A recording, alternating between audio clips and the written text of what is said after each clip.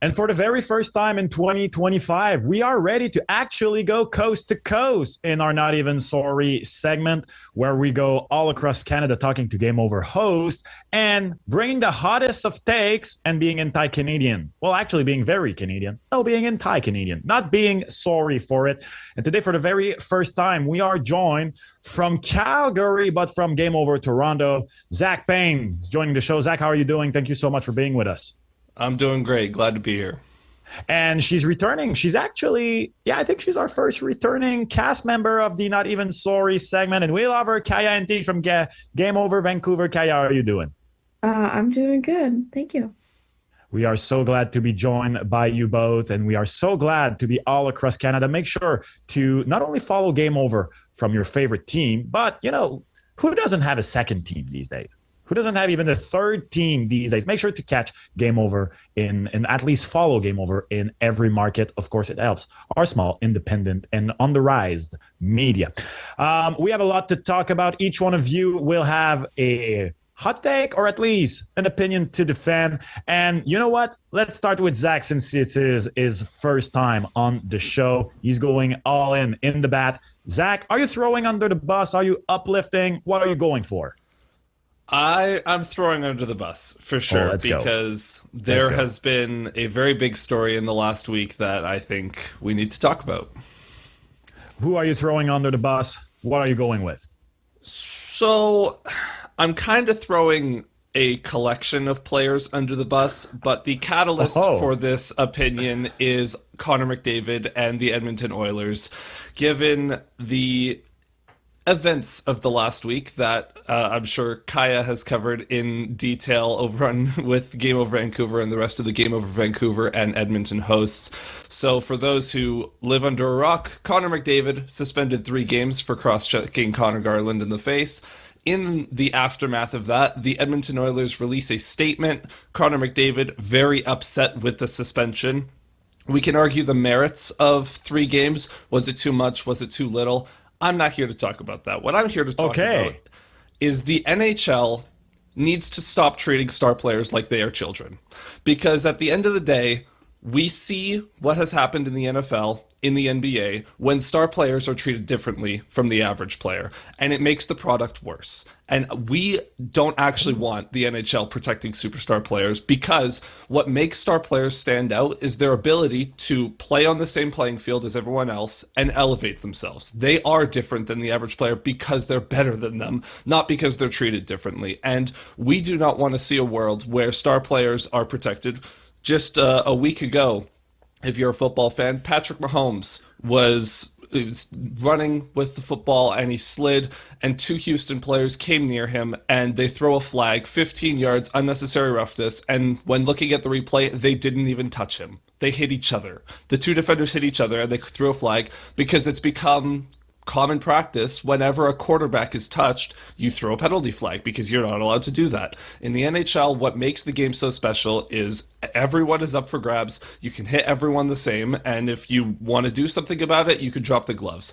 There is no place in this sport for anyone to be protected or treated differently, and that's what star players are really about, and that's why Connor McDavid and every other star player that is built like him needs to stop whining.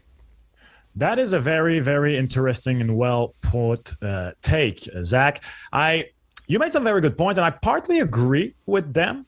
I do have a question for you, though. When you say not protecting the star players, I get where you're going with the NFL. I do think that, and, it's kind of ironic because Tom Brady made a point about it. If there was a guy who was protected, it was Tom Brady. But I did agree with him when he said, protecting as a player is, it's okay to protect the quarterback from players who go straight for the knees because they are defenseless in regard to that. Just like you protect a defensive lineman from a chop block, a defenseless wide receiver going for a catch, and it's when it's going over the top that it's too much. So let's take the Conor Garland, Connor McDavid situation. So you say not protect the players. I can agree with that. But in that situation, Conor Garland deserved the penalty for holding, right? Absolutely. If it stops there, there is no retribution and all of that.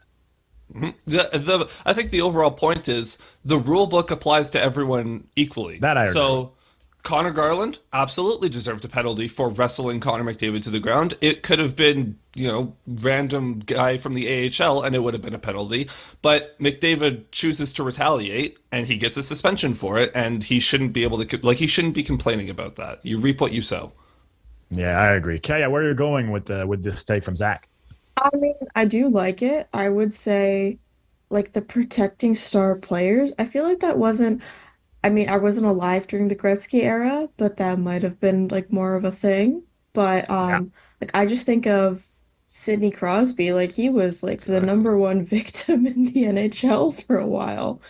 And I mean,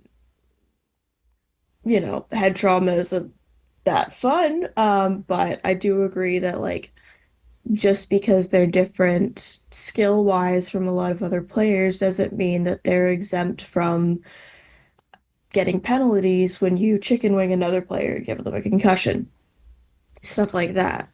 Um, yeah, it's funny that Zach mentions the Mahomes thing because that's like a joke that a lot of people have. I mean, especially in the Canucks area where, we obviously don't like the Oilers. But it's like, yeah, you're 2 minutes for getting too close to McDavid is a running joke when somebody gets a penalty, when he draws a penalty. And then people will just be like, oh yeah, he's 190 something in drawing penalties. And just like, okay, well, still, it doesn't mean it's okay to cross-check somebody in the face, to stick out your elbow and concuss Marcus Johansson, to do everything that he keeps doing. Um, he gets away with, and then like expect all the calls to go his way. Yeah, Connor Garland deserves the penalty there. The Canucks also didn't have the puck, so even if it was a delayed penalty, the same thing would have played out. So yeah, I do agree with star players shouldn't be as like bubble wrapped Mm. necessarily as like a lot of their counterparts. Yeah, it should be applied to everybody. I think that if you're going to make the same calls for somebody getting near Connor McDavid, you should do the same thing with somebody doing the same to Noah Juleson, like for example. Like, yeah. The part where I agree with you both, and I agree with your take, Zach, is that when you said star players are star players because of what they do against the best players in the world and all that, by being star players, you're going to get more calls. Connor McDavid is going to get more calls because he is better and faster than everybody. But just like every other, I don't know. I remember Rob Gronkowski. It was a completely a force of nature back in his prime. You couldn't take him down in any way, but sometimes illegal way. So you're gonna draw calls just by the nature of your game. I do agree that you do not need to do more than that. Also, there is a thing that I'm actually kind of surprised in the narrative. How many times do we hear when a fourth liner, a grinder, or just a non-star player, when a non-star player gets suspended, like a good suspension, a good, well-deserved suspension, we're going to go, oh, yeah, of course, they wouldn't have done that if it was, and then cue in the name of any star that you want. I'm actually surprised that McDavid getting 3 games didn't get, at the very least, from the media and the fans, a little like, oh, well, good to know that McDavid can also get 3 games. Because I was pleasantly surprised. I told Kev on Monday on our last episode, it was 24 hours before the suspension came out. I was like, he's going to get a game. It's McDavid. He deserves more, but he's going to get a game. So I was pleasantly surprised actually by those 3 games.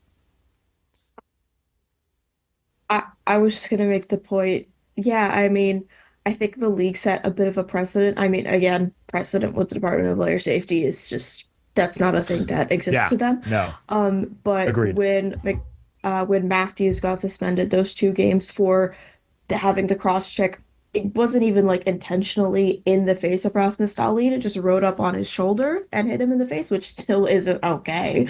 But like cross checking's a penalty regardless of where it is. Um, honestly, I mean, if you do it hard enough, there's, refs who can't tell. But with that, he got 2 games. McDavid getting 3 games for it being intentional, I feel like makes sense. Yeah, I feel like because of the Oilers' reaction, which I will get into, I think that's why the media hasn't been like, oh, it's good to know, or like people haven't been, oh, it's good to know that McDavid and Tyler Myers have equal suspensions in this case. Yeah, exactly. Kevin, do you have a closing statement on the Well, bubble wrapped star players? I'm just going to add what I really like most in life, a little bit of shades of gray in all this. I think it could be true that referees need to literally call the rules, and I think the suspension is warranted, but I also think that in a perfect world, regardless of your player's name, you would be called. But for referees, they don't have the benefit of instant replay, and they also don't have the benefit of looking sometimes at who the players are in real time. If the referee saw what happened, maybe the penalty would have been called on Garland, but it wasn't. It was a bit behind the play, and there's no going back. So even though we're all like, oh, the referee should have called it, they don't have the benefit of instant replay. I think the narrative of the 3 games, it was warranted for McDavid, and most of the people that I work with in sports media right now in the world of hockey are agreeing with the suspension. Like, it's a deserved 3 games. Where they say that a player should be protected is back in the day when Gretzky had Dave Semenko next to him. And Dave Semenko would punch a hole through the face of anybody that got too close to Wayne Gretzky. In today's game, they don't have the same type of, I don't want to say goons, but the enforcers need to be playing hockey. Evander Kane is still injured. He might not even play in the regular season to protect Connor McDavid. The frustration boils over, and what you're seeing at that moment is the culmination of games and games of being slashed and being hit in the shins and being pushed over, being called a whole lot of things. So I think there's also a little nuance here where, as much as that boiling of emotion by Connor McDavid is suspendable and is not warranted, I think the circumstances of him being a target every single game, every single play, should sometimes be taken into consideration. He's also a grown-ass man. Yeah, but in today's world, it doesn't mean anything. The rules are the rules, whether you're a man or a player. I actually agree with that quirk. Kaya, since you're staying in the same topic, let's get to yours because you're hitting from a different perspective a little bit. Are you throwing under the bus or uplifting? Maybe you're uplifting Connor Garland through it all. I don't know.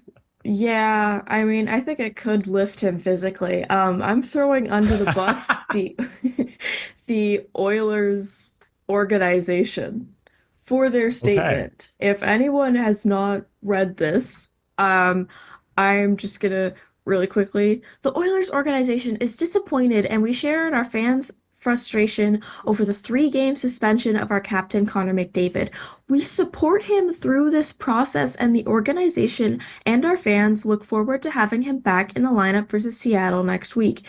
We support him through this process and it's not like he even appealed it. Like McDavid said, "Oh yeah, I don't agree with it, but like I mean, I'll take it." And he's like complaining still about, like he said, a penalty in the first is a penalty in the third, a penalty in October is a penalty in April. The Canucks didn't have the puck. The Oilers had the puck. So even if it was a delayed penalty, I've made this point, and I feel like this point gets overlooked. Even if it was a delayed penalty, the Canucks didn't have the puck. It's still like the call still would have happened eventually. Just like, it didn't happen. Eventually, Connor Garland did get a roughing, get a minor because everyone on the ice got minors. But with this specific statement, just like we support him through this process, like he didn't even appeal the suspension. He didn't even appeal it. What process is there? Him sitting at home on his giant couch with his dog? I'd love to do that. Like, honestly, like, sure, he doesn't agree, but like not appealing it. So, like, imagine if the Canucks did this for Tyler Myers. Like, imagine if the Rangers did this when Matt Rempe got suspended for like 8 games. Yeah, It's ridiculous. It's ridiculous. I understand he's like a big like moneymaker for you guys, and I guess for the league, but like, still, we support him through this process, and he did the wrong thing here. The part where I really agree with your statement, Kaya, is I guess from a public relations, if I'm just being the devil's advocate here, if I'm going from a public relations standpoint, I can understand the message you send your fan. But I do agree that the Oilers are basically asking special treatment for they're basically saying a star player can do whatever he wants. This personally, as I'm completely observer of the situation with absolutely how do you say this? No dog in the fight. I'm looking at this and I'm like, okay, but so where does this end? Like, let's say Connor McDavid went full Marty McSorley on the Donald Brashear. Like you do the same. Like where does it end? Like it was a cross check in the face.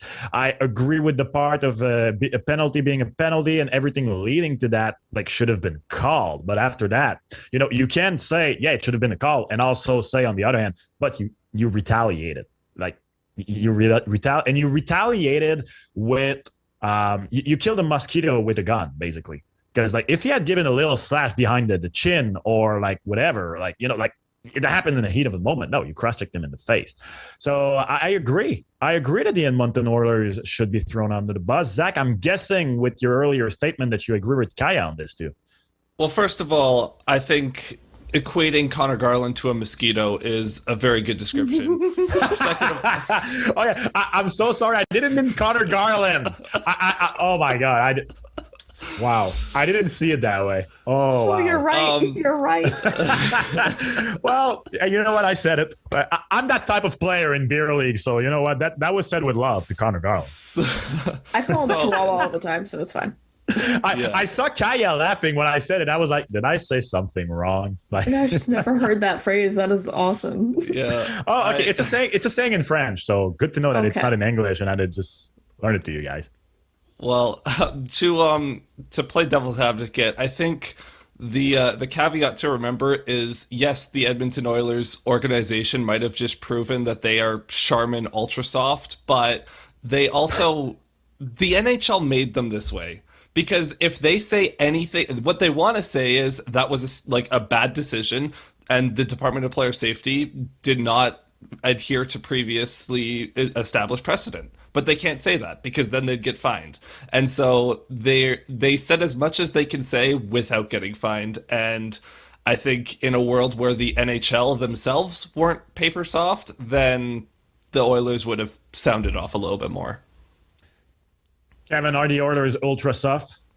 Well, yes, but that's not necessarily just the issue. I also think that there's how can I say this?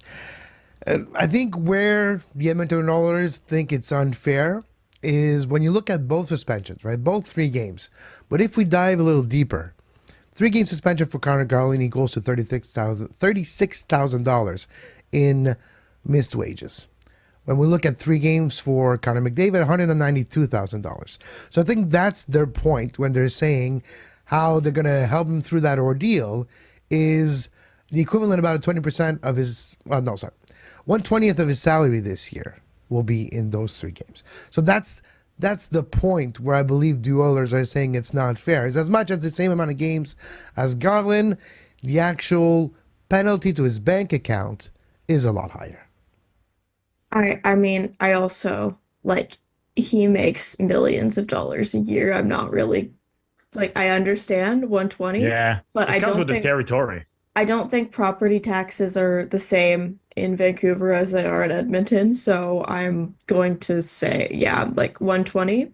That is a lot of money to a regular person. So I'm that would suck if you're normal. If you play a game where you put a piece of rubber into a net and you make millions and millions of dollars a year, you have a heated freaking driveway.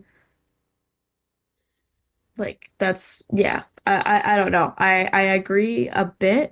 But yeah, I thought people were gonna bring up more Tyler Myers' history with suspensions, but then again, his last suspension was in 2014. Fun fact, all 3 of the suspensions were for 3 games. But his last suspension was 2014. He also got suspended in 2012. But yeah, 2014 and 2012, I was still in elementary school. So it was a while ago. I'm not sure if they were going to bring that up, but yeah. The other thing too is like McDavid has injured like 3 players or something in the last 2 weeks with his Yeah. antics. Like he is quickly becoming Yes. the Nikita Kucherov of West. So Oh, don't. Yes, no one talks about Kucherov. Kucherov is just like this. Yeah, yeah. I deal with It's Kucherov all the time. it's interesting that you talked about the elbowing guy because the elbowing was way worse for me. Like completely way worse, and Mhm. it's kind of been thrown under a rug. But I agree. I agree with Zach on this about how like it has become a pattern with McDavid. And if you didn't suspend him, he might to circle back and to bucket it all up, like giving him a sentiment that he can do whatever he wants, and that would have been even more dangerous. So we're probably not going to get a whole lot of love from the people from Edmonton in the comments, but you know what? Let us know. Let us come in the comment. Let's talk a bit about a different subject now. Kevin, throwing under the bus or uplifting? We're in a throwing under the bus mood today. Well, What is going I on? gotta also keep my reputation, so I'm throwing under the bus. you're the and Grinch. throw under the Oh my bus God. hard. Wow. All right, let's go. Buckle up, people. In about 20 days from now, a made-up tournament is gonna start in Montreal and in Boston.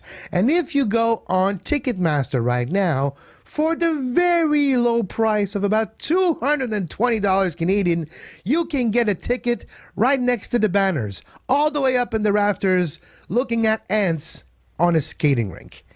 And there's a whole lot of tickets left. And there's a whole lot of commercials on TV, on streaming platforms, on websites, asking you to please buy a ticket to our made-up tournament.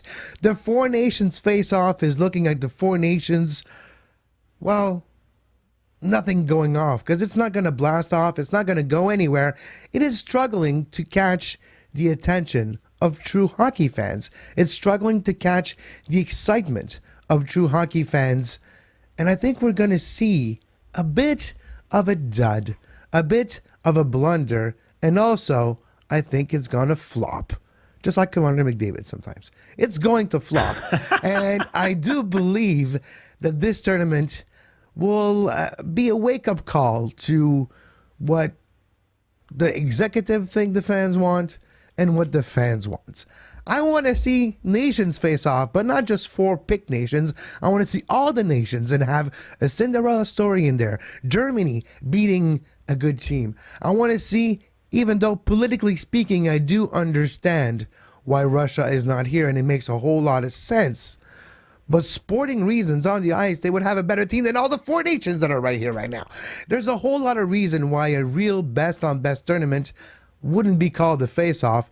And as much as I am not excited whatsoever, if you can't tell, about this tournament, I don't think the players are also. And if the players are not all in, it's going to look like the first or second installment of the World Baseball Classic, where nobody could care less. And this time, that's what it feels like. When I look at the 4 nations face-off that are going to start, first of all, tickets are not being sold. In Boston, it's even worse than Montreal, by the way, the ticket sales, which means nothing. And I kind of hope, which is probably the worst nightmare of the NHL, that Finland and Sweden meet in the final. That would be the best way to make sure nobody cares about this final. It is, to me, a little bit of a over-push tournament, especially when you go on NHL.com and you have like Patrick Liney saying, oh, we hate them. We hate them for generations in all sports and all.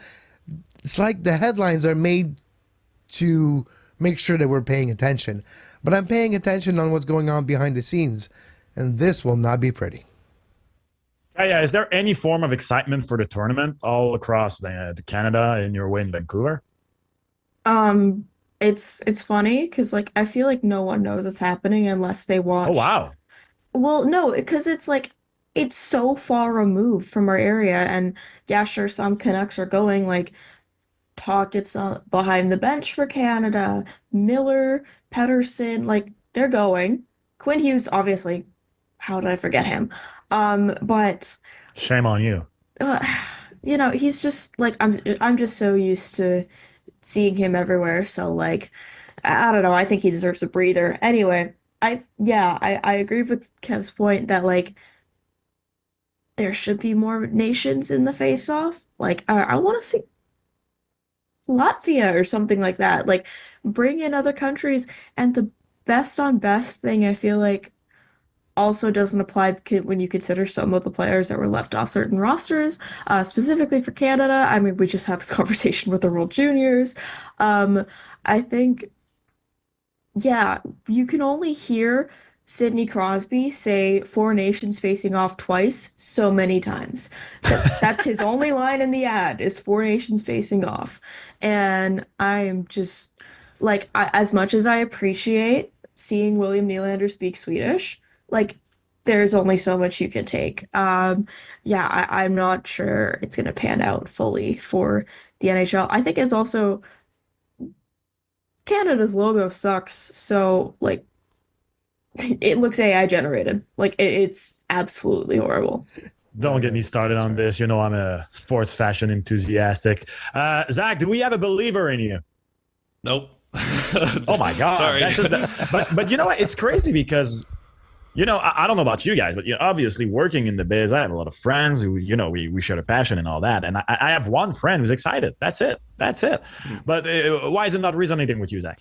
So to piggyback off of what Kaya said about Quinn Hughes needing a breather, I do not want an injury-riddled Austin Matthews getting injured at this tournament when his wrists are made of nothing at this point because he's been injured so much in his career, and that obviously is a major factor with his shot and being such an elite player.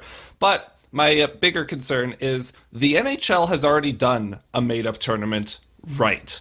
And that was back the hockey when Team North America and Team Europe were kicking around back in 2016. That's and interesting. That was fun. You like that tournament? I didn't even like that tournament either. I'm with Max on that one.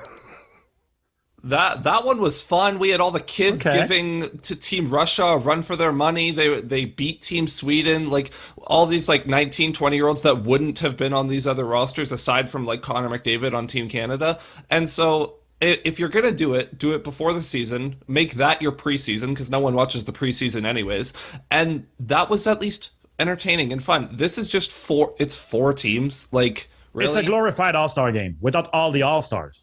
Exactly. And look, I mean, no one watches the All-Star game anyways, so I guess for that it works out, but it isn't what the NHL was going for, and when teams like Russia aren't even allowed to compete, it just makes it all illegitimate. Like, it doesn't matter. You could win this tournament, and is anyone going to actually buy that that's the best team in the world? No, because they didn't play against the best. I feel like that's a good point. Like they're not playing against the best teams. And I feel like, because it's also not a double IHF thing, right? Exactly. Yeah. It's completely separate. So like, they're just, I mean, politically, yeah, I'm avoiding Russia for like PR standpoint. But also you could just have a team of like like, are you kidding me? You're not putting David Pastrnak in this tournament? No Pasta, There's- no Leon. No, Yeah, Leon. like- Oh my gosh. Like Yeah, no. Czechia would have had an amazing team. Like that's the thing. It's not just about Russia being off. Russia being off is just an example. But I think deep down, the reason why it's 14, it's because they need it to be in a short time period, right?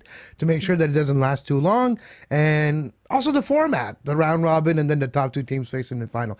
Anyways, just like full disclosure, actually worked for the network who's going to broadcast these games in French, and I'm not excited. Yeah, be careful, my man. So that tells you the level that I believe that sometimes we're overhyping this. And by the way, rest in peace to Sweden's goaltenders. We've talked about it earlier on the show, but Gustafsson's going to play a whole lot in that tournament.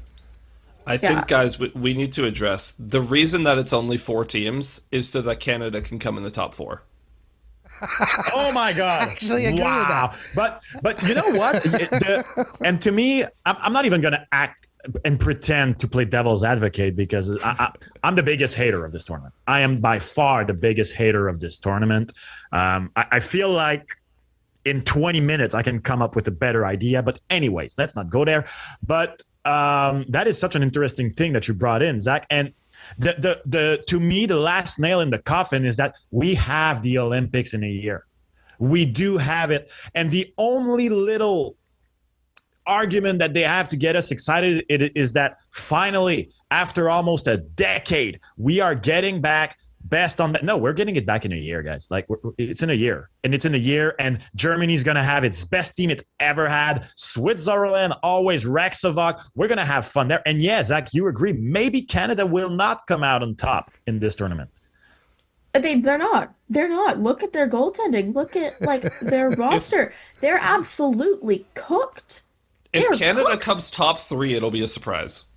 Oh, well, I would not go that far. If Canada wins a game, it'll be a surprise. If Canada doesn't allow 11 too per far. game, Full Michael Scott here. Too far.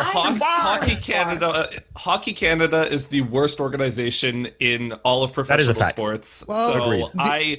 Anything that encourages them folding.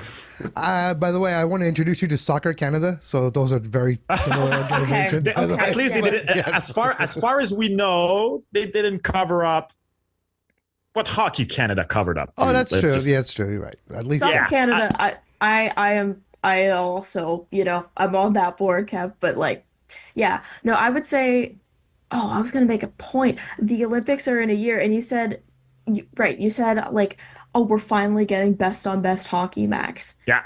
Whose fault was it that we didn't have best on best? Well, the It was NHL. the NHL's fault. Yeah. So you're trying to cover up what you caused. Like 2018 Olympics, no, we're just not going to send them. We're just not going to, no, we're not going to do that. And then 2022, I understand that point because, COVID. pandemic. At the same time, they were having teams play. They had to still have empty arenas in some capacities in certain provinces. They had like half full arenas. I know in BC that happened.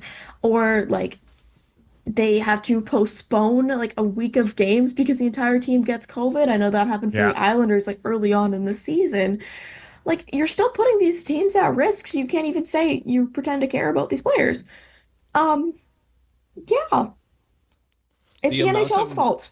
The amount of money I would pay to see Gary Bettman stand up in front of the media and say, I was wrong. Oh my God.